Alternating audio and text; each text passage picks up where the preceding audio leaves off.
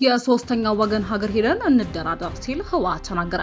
ህወሓት ከኢትዮጵያ መንግስት ጋር ለመደራደር ፍላጎት እንዳለው በመግለጽ ድርድሩ በአዲስ አበባ ሳይሆን በሌላ የሶስተኛው ወገን ሀገር እንዲካሄድ እንደሚፈልግ ወይዘሮ ፈትለወርቅ ገብረእግዚአብሔር ትናንት ለክልሉ ሚዲያዎች በሰጡት መግለጫ ተናግረዋል። ዝርዝር መግለጫውን ይዘናል እናካፍላችኋለን። የኤርትራ መንግስት ዜጎች በተቻለን ገንዘብ በአንድ ወር ውስጥ ወደ ባንክ እንዲያስገቡ አዘዘ።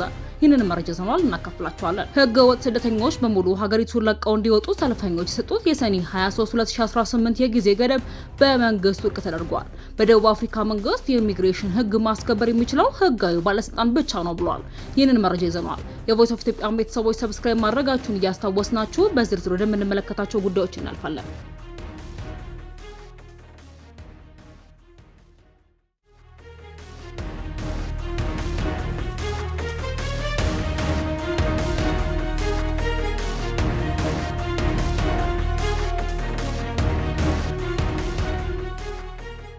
የሶስተኛው ወገን ሀገር ሄደን እንደራደር ሲል ህወሓት ተናግሯል። ህወሓት ከኢትዮጵያ መንግስት ጋር ለመደራደር ፍላጎት እንዳለው በመግለጽ ድርድሩ በአዲስ አበባ ሳይሆን በሌላ የሶስተኛው ወገን ሀገር እንዲካሄድ እንደሚፈልግ ወይዘሮ ፈትለወርቅ ገብረእግዚአብሔር ትላንት ለክልሉ ሚዲያዎች በሰጡት መግለጫ ተናግረዋል።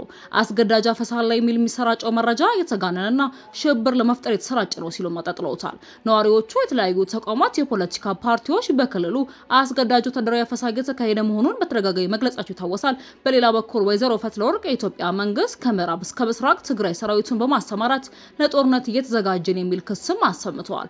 አንዳንድ የቀድሞ የትግል አጋሮቻቸውን ደግሞ ብሔራዊ ከሃዲያን በማለት ተናግሯቸዋል። የትግራይ ትግልን ለማዳከም እየሰሩ ነው ሲሉም ወቅሰዋል። አሜሪካ ሃርድ ላይነርስ በሚል ጣለችው የቪዛ እገዳን በተመለከተም በግለሰቦች ላይ ሳይሆን በድርጅቱ አቋምና መርህ ላይ ያነጣጠረ ነው ብለዋል። አሜሪካ በህወሓት አመራሮችና ቤተሰቦቻቸው ላይ የቪዛ እገዳ መጣሏም ይታወቃል። የአውሮፓ ህብረትም ህወሓትን በመኮነን መግለጫ ያወጣ ሲሆን ወይዘሮ ፈትለወርቅ ይህን መግለጫዎች እና የአሜሪካን እገዳ ሚዛናዊ አይደለም ሲሉም ተችተዋል። የፕሪቶሪያው ስምምነትን የጣሰው የኢትዮጵያ መንግስት ነው ሲሉ በመክሰስ እኛ በትግራይ ህዝብ ላይ ጥቅም ላይ አንደራደርም ሲሉም ተደምጠዋል። በሀገር ውስጥና በውጭ የሚገኙ የትግራይ ተወላጅ ተፈናቃዮች ወደ ቀያቸው እንዲመለሱ ሁሉም ወገኖች እንዲተባበሩ የሚል ጥሪ አቅርበዋል። የኤርትራ መንግስት ዜጎቹ በእጃቸው ላይ ያለን ገንዘብ ሙሉ በሙሉ እስከ ሐምሌ መጨረሻ ድረስ ወደ ባንክ እንዲያስገቡ ጥብቅ ማሳሰቢያ አወጣ።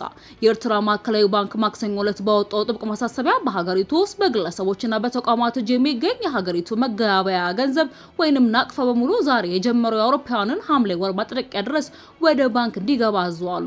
የኤርትራ ባንክ ባወጣው መግለጫ እያንዳንዱ ዜጋና ተቋም የመጠቀም መብት ያለው የሀገሪቱን ብሔራዊ ገንዘብ የሆነውን ናቅፋ ብቻ መሆኑን በመጥቀስ ለየትኛውም ልውውጡ በገንዘቡ ብቻ መጠቀም ግዴታ እንደሆነም ገልጿል።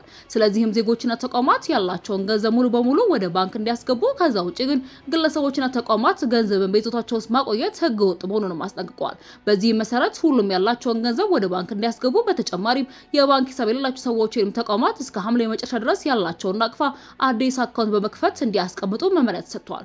ነገር ግን ይህን መመሪያ በማያከብሩና ገንዘባቸውን በተሰጠው የጊዜ ገደብ ውስጥ ወደ ባንክ በማያስገቡ ግለሰቦችና ተቋማት ላይ ጥብቅ ህጋዊ እርምጃ እንደሚወስድም ማዕከላዊ ባንኩ አስጠንቅቋል።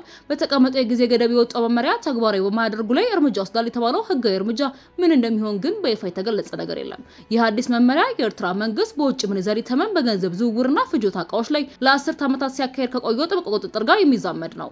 በወቅቱ የኤርትራ መንግስት የገንዘብ ለውጥ ላይ ያደረገው ህገወጥ የገንዘብ ዝውውርን ለመቆጣጠርና የሀገሪቱን ምጣኔ ሀብት ለማረጋጋት ሲል ነበር።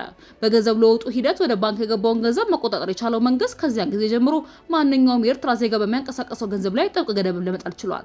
በዚህ መሰረት በኤርትራ ውስጥ በሚገኝ ባንክ ገንዘብ ያላቸው ሰዎች ከባንክ ሂሳባቸው በአንድ ወር ውስጥ መውጣት የሚችሉት 5000 ናቅፋ ብቻ እንዲሆኑም ተገድበዋል። የምጣኔ ሀብት ባለሙያዎች እንደሚሉት ይህ በዜጎች የገንዘብ እንቅስቃሴ የጣለው ገደብ በህዝቡ የንግድ ልውጦችና የዕለት ተዕለት ህይወቶች ላይ ከፍተኛ ተጽዕኖ በማሳደር የኢኮኖሚ እንቅስቃሴን እያጓተተ ነው። ከባንኮች የሚወጣው የገንዘብ መጠን ላይ ጣለው ገደብ በህዝቡ የዕለት ተዕለት ህይወት ውስጥ ብዙ ገጽታዎች ላይ ተጽዕኖ ማሳድሯል ብለዋል። ከፍተኛ መጠን ያለው ገንዘብ ለሚያስፈልጋቸው ግዢዎችና ለሌሎች ወጪዎች ገንዘብ የሚፈልጉ ኤርትራውያን በወጣው ጥብቅ ገደብ ምክንያት ለበርካታ ወራት ገንዘብ ከባንክ መውጣት ለማጠራቀም ይገደዳሉ። በተጨማሪም እንደ ሰርግ ላሉ ከፍተኛ ወጪ ለሚጠይቁ አንዳንድ ጉዳዮች ከተቀመጠው ወርሃዊ 5000 ብር በላይ በባንኮች ገንዘብ ለማውጣት ከአካባቢያቸው ባለስልጣን የፍቃድ ደብዳቤ ማግኘትም አለባቸው። አሁን በሀገሪቱ ብሔራዊ ባንክ የወጣው ዜጎች ብቻቸው የሚገኘውን ገንዘብ ወደ ባንክ እንዲያስገቡ የሚያዘው ማስጠንቀቂያ የወጣው ባለፉት ዓመታት በሰዎች እጅ ላይ የተጠራቀመውን ናቅፋ ወደ መንግስት የገንዘብ ዝውውር በመመለስና መንግስት በሀገሪቱ ምጣኔ ሀብትና የገንዘብ ዝውውር ላይ ቁጥጥሩን ለማጠናከር ያለመ እንደሆነ ይታመናል። ኤርትራ በአፍሪካ መንግስት በጣም ጥብቅ የሆነ ቁጥጥር የሚደረግባት የባንክ ስርዓት ካላቸው ሀገራት አንዷ ናት። በሀገሪቱ ዘመናዊ የገንዘብ ዝውውርና የባንክ አገልግሎት የሌለ በመሆኑ አብዛኛው የገንዘብ ዝውውርና ግብይት በጥሬ ገንዘብ ብቻ ነው የሚካሄደው። የቮይስ ኦፍ ኢትዮጵያ ቤተሰቦች ዳግም ሰብስክራይብ ማድረጋችሁን እያስታወስናችሁ ለውጭ ዘገባችን እናልፋለን።